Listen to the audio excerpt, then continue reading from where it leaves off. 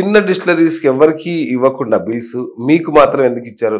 మీ మీ కంపెనీకి ఎందుకు ఇచ్చారు బిల్స్? లేదు, అందరు డిస్టిలరీ అందరికి ఇచ్చారు. లేదు, చాలా తక్కువ మందికి ఇచ్చారు, ఒక్క ముగ్గురుకో నిమిషం. నలుగురికో ఇచ్చారు. నేను ఒకటి చూపెడతా మీకు. ఆ, మొన్న 20వ తారీఖు, సారీ 6వ తారీఖు, మే 6వ తారీఖు నాడు చిన్న చిన్న బిల్స్ ఏదైతే 1,00,000, 2,00,000, 5,00,000, 10,00,000 వరకు ఉమ్, 183 మందికి ఒకటే రోజు రిలీజ్ చేశారు. ఉమ్. అసలు ఎందుకంటే ఎక్కడి వరకు బిల్స్? అక్టోబర్ వరకే. నో అక్టోబర్ తర్వాత డిసెంబర్, జనవరి, ఫిబ్రవరి మొదట రిలీజ్ అయినాయి. ఆ, అక్టోబర్ మీరు పాతది ఎందుకు చేయలేకపోయారని నేను దానికి కారణం ఆ, చెప్పాను. వీళ్ళు వచ్చేసరికి సెప్టెంబర్ 4వ వారం నుంచి అక్టోబర్లో 4 వారాలు ఇవ్వాలి, నవంబర్లో 4 వారాలు ఇవ్వాలి. అవును, ఎందుకంటే డిసెంబర్ నుంచి వీళ్ళు ఉన్నారు కాబట్టి అవును. ఇవి పాతవి. దీనికి 1146 కోట్లు మొత్తం ప్లస్ 600 కోట్లు, దగ్గర దగ్గర 2,000 కోట్ల వరకు ఆ బకాయిలు. ప్రభుత్వం వీళ్ళకు అప్పు అవును, చేతిలో పెట్టి బుల్లలో పెట్టి ఇచ్చింది. రైట్.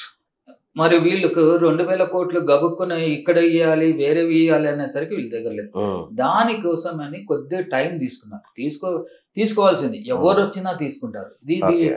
కేవలం కాంగ్రెస్ వచ్చినా అని కాదు, ఆ పరిస్థితిలో బీజేపీ రాని, కాంగ్రెస్ కానీ, ఆ టీఆర్ఎస్ మళ్ళా వచ్చినా కూడా టైం తీసుకునేది. ఉమ్, తీసుకోకుండా అంత పేమెంట్ చేయడం అనేది కష్టం. ఓకే. ఎందుకంటే మా యొక్క డబ్బులు ఏదైతే మీకు ఇప్పుడు చెప్పాను, దగ్గర దగ్గర 2,000 కోట్లు, అదంతా ఏంటంటే స్కీములకు ఏదైతే వీళ్ళు ప్రకటించారో, ఓకే. రైతు బంధు పథకం కానీ, ఆదని కానీ, ఇదని కానీ, అన్నిటికీ ఇదొక్కటే అక్షయ పాత్ర. అవును, మేము ఒక్కల మీద దొరుకుతాం, అవును. ఇది ఉన్నది ఇచ్చేశారు.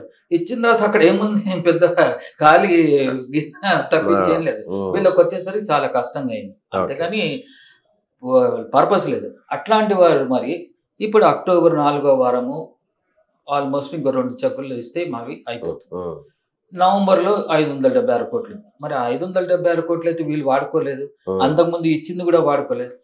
వీళ్ళు మీరు అనేది ఏంటంటే డిసెంబర్ నుంచి ఎందుకు ఇచ్చారంటే డిసెంబర్ నుంచి అమ్మకాలు జరిగినవి ఉమ్, వీళ్ళ దగ్గర ఉన్నాయి కాబట్టి వీళ్ళు మొదట అది ఇచ్చారు, అది ఆపారు. ఓకే. ఆ విధంగా ఇందులో భేదం ఏంటంటే ఏదైతే వాళ్ళ అప్పు వీళ్ళ చేతిలో పెట్టిపోయారో దానికి టైం తీసుకుంది. ఓకే. ఎందుకంటే ఇప్పుడు వచ్చే అమ్మకాల మీద దాన్ని కూడా కవర్ చేసుకుంటూ ఇది అది 2 ఇస్తూ పోయారు. ఓకే. ఇందులో నాకెక్కడ కూడా ఒకళ్ళకి ఇచ్చారు, ఒకళ్ళకి ఇవ్వలేదు అనేది అయితే లేదు. రైట్. లేకపోతే డిస్టిలరీలు మేము ఎప్పుడో మూసుకునే వాళ్ళం. అవును. అది ఉమ్, ఇందులో ఇంకోటి కూడా చెప్తా, పేమెంట్స్ లేట్ అయినప్పుడు ఉమ్, గవర్నమెంట్కు మేము ఏం చేస్తామంటే మా యొక్క ధర అంటే నేను పర్ కేసుకు నాది లిక్కర్ ఉంది, అవును, నాది 840 రూపాయలు ఓసి, అవును. వేరే మాట గురించి రైట్. 840, దానికి వచ్చేసి 600 రూపాయల వరకు ఎక్సైజ్ డ్యూటీ ఉంటుంది. ఓకే. అది 30%. ఉమ్, 70% కింద నుంచి ఇచ్చేస్తారు, అది అంత కన్సూమర్కి పోతుంది, Right. దానికేం లేదు. ఓకే. ఎప్పుడైతే డబ్బులు వీళ్ళు ఇవ్వలేని పరిస్థితిలో నేను జనవరి 18 నాడు ముందర ఏం రాసిన అంటే మీరు డబ్బులు ఇచ్చే పరిస్థితుల్లో లేరు కాబట్టి కనీసం ఏదైతే ఎక్సైజ్ డ్యూటీ అనేది కట్టామో అది కూడా డబ్బులు మేము డ్యూటీలో కడతాము, మీరు ఆ డబ్బు ఇవ్వక్కర్లేదు, మీరు ఒకటి 100 ట్రక్కులు నీకు 15 రోజులకు నువ్వు 100 ట్రక్కులు పొందుతావు, 100 ట్రక్కులు డ్యూటీ నువ్వు నీకు పేమెంట్ ఇచ్చిన తర్వాత నిన్ను కవర్ చేసుకుంటావు, ఈ డ్యూటీ తీసుకో అని చెప్పి వీళ్ళు ఇవ్వలేదు. అది ప్లానింగ్. అక్కడ అది కూడా చేయలేదు. అదొకటి. బీర్ వాళ్ళకి అది ఎక్కువ జరిగింది పాపం. బీర్ వాళ్ళకి ఏంటంటే అన్ని ఎంఎన్సీ కంపెనీలు ఉండటం వలన వాళ్ళకి డబ్బులు ఇవ్వటానికి వీళ్ళు ఆ పాత బాకీ తీర్చడానికి వీళ్ళకు అట్లాంటప్పుడు పాపం వాళ్ళ కంపెనీ వాళ్ళు కూడా వచ్చి అడిగారు కమిషనర్ గారిని, ఆయన కనీసం పిలిచన్నా ఇది దీని గురించి మినిస్టర్ గారి దగ్గర పోయి చెప్పాలి, ఇది మినిస్టర్ గారికి పోయి చెప్పాల్సింది. మినిస్టర్ గారు మనం ఏమో డబ్బులు ఇవ్వలేకపోతున్నాం, ఈ సంగతి ఇలా ఉంది, ఈ కష్టాల్లో ఉన్నప్పుడు కనీసం ఎక్సైజ్ డ్యూటీ ఉట్టి పేపరే అంతే కదా, వాళ్ళ అమ్మకాలు జరిగి మళ్ళీ మనం వాళ్ళకి పేమెంట్ చేస్తున్నప్పుడు అది పట్టుకుని ఇచ్చేద్దామండి అని చెప్పాలి. అది ఆయన చేయకపోవడం అనేది చాలా తప్పు. ఓకే. ఇందులో మాత్రం నేనేమీ వెనకాడను ఈ విషయం చెప్పడం. కనీసము ఇది ఎవరో కాదు, మా ఆఫీసర్ ఛాయిస్ కోసము నేను 3 ఏళ్ల నుంచి ఇట్లా అప్పు చేశాను. దగ్గర దాని మీద వడ్డీ 18% కడుతూ నేను దగ్గర 24 కోట్ల రూపాయలు కట్టాను. అట్లా ఎక్సైజ్ డ్యూటీ నా డబ్బులు నాకు రాకపోయినా ఎక్సైజ్ డ్యూటీ అడ్వాన్స్గా తీసుకుని దాన్ని తిరిగి చెల్లించేటప్పుడు దాని మీద 18% కట్టి నేను ఇచ్చేసాను.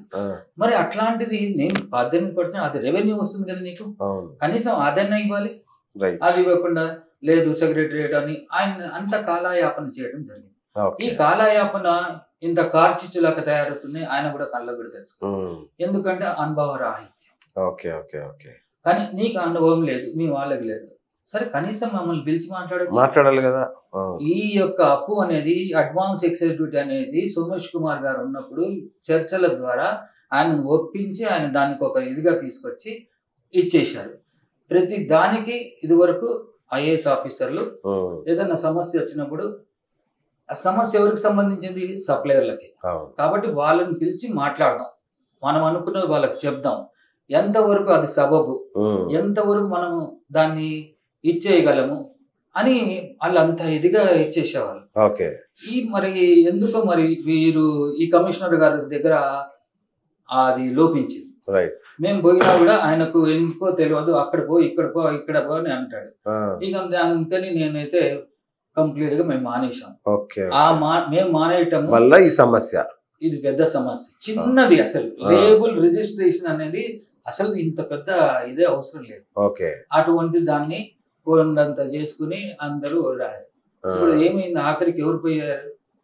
ఆయన ఒకటి ఏంటంటే, నువ్వు ఉన్నది అక్కడ ఆ చైర్లో మీరు ఉన్నది ఏంటంటే సప్లైయర్ల యొక్క సంక్షేమం కోసం మీరు ఉన్నారు. ఆ సంక్షేమం ఎట్లా అంటే గవర్నమెంట్ రూల్స్ లోపలనే ఆ సంక్షేమం చేస్తావు, రూల్స్ దాటి ఎవరు చేయరు.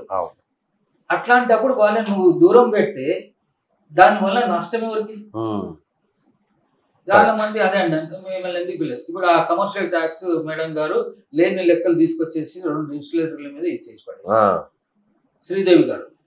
అది తప్ప మానేయండి, ఎందుకంటే అటువంటి లెక్కలు లేవు. నీళ్ళ మీటర్ ఇంత తిరిగింది, నువ్వు ఇంత కేసులు తయారు చేసావు, అది దొంగతనంగా బయటకు పోయింది, అవి ఇవన్నీ వాడు 2 చేశారు.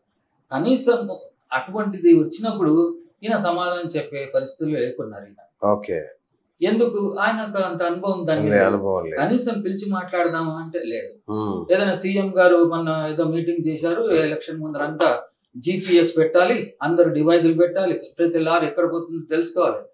మేమేమన్నాము, దానికి GPS పెట్టని అవసరం లేదు. ఆల్రెడీ సీటెల్ అనే ఒకటి కంపెనీ ఉంది, దానివల్ల ట్రాక్ అండ్ ట్రేస్ సిస్టమ్ అనేది ఆల్రెడీ జరుగుతున్నది సార్ అని చెప్పి మేము 3 సార్లు నేను మీటింగ్లు అడిగినా కూడా అపాయింట్మెంట్ ఇవ్వరు, ఇది చేయరు. ఆఖరికి ఏమైపోయింది, ఎలక్షన్ అయిపోయింది అని చెప్పింది. ఇప్పుడు GPS లేదు, ఏం లేదు, అవసరం లేదు. దానికి పర్టికులర్ గా ఎంతో ఇన్ఫర్మేషన్ కలెక్ట్ చేసి ఆయనకు రాస్తూ దీని మీద డిస్కస్ చేద్దాం సార్, ఇది అవసరం లేదు, అనవసరంగా అదనపు ఖర్చు కింద వస్తుంది.